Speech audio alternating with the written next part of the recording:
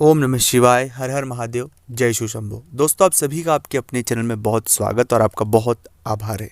आपके मन में कुछ डर हमेशा बने रहते हैं, चाहे वो अपने बच्चे के एजुकेशन को लेकर हो, अपने पति को लेकर हो, पत्नी को लेकर हो, व्यापार को लेकर हो, नौकरी को लेकर हो।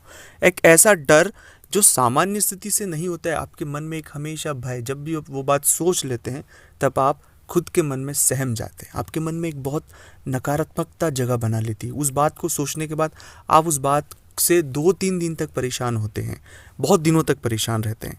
ये चीज़ें अगर बार बार आपके जीवन में घटित हो रही है तो यह बात सीधी सी तय है कि आपके जीवन में इन सब चीज़ों का जो प्रभाव है वो किस ग्रह से हो रहा है वह तो मैं बताऊंगा ही सही, साथ में इस तरह की परिस्थिति से हमें कैसे बाहर आना है यह भी आपके लिए जानना ज़रूरी है। क्योंकि इस तरह की परिस्थिति अगर किसी भी जातक के साथ बार बार निर्मित होती रहेगी तो इसके परिणाम बहुत बुरे होंगे। और जो हम मन में सोच रहे हैं, जो चीज़ें हैं, इससे हमारी योग्यताएं कम होती है, इससे हमारे कॉन्फिडेंस लेवल कम होता है, इससे जो चीज़ें हम सही करना चाहते हैं वो सही चीज़ें सही नहीं कर सकते।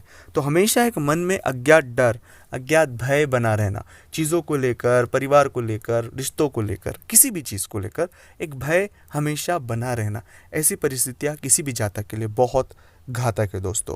तो इस वीडियो में बहुत विस्तार से जानेंगे इस तरह की परिस्थितियों से कैसे हमें बाहर निकलना है, कौन से ग्रह इसके लिए दोषी होते हैं, कौन से ग्रहों के लिए हमें काम करना चाहिए, कौन से प्रयोग करना चाहिए कि इन परिस्थितियों से हम बहुत आसानी से बाहर आ जाएं। अगर अभी तक आपने चैनल को सब्सक्राइब नहीं किया है, चैनल से नहीं जुड़े हैं, तो आपसे एक छोटा सा निवेदन है कि चैनल को आप सब्सक्राइब करें, कमेंट्स में भोलेनाथ का नाम लिखें।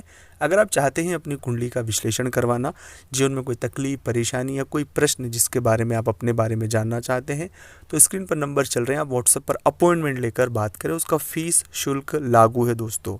जन्म तारीख, जन्म समय, जन्म स्थान पता होना अनिवार्य है। जो भी आपके प्रश्न हो उनके जवाब आपको ज़रूर मिलेंगे। जब कभी भी ऐसी परिस्थितियाँ आपके साथ अगर निर्मित हो रही हैं, बार बार इस तरह का ज्ञात डर जो जीवन में बहुत हद तक आ रहा है, तो यह राहु और केतु की एक ऐसी जुगलबंदी है कि व्यक्ति को हमेशा भ्रम में रखती है। हम जो चीज़ें सोच रहे हैं वो सिर्फ कल्पना मात्र में है, उनका वास्तविकता में कोई लेना देना नहीं है।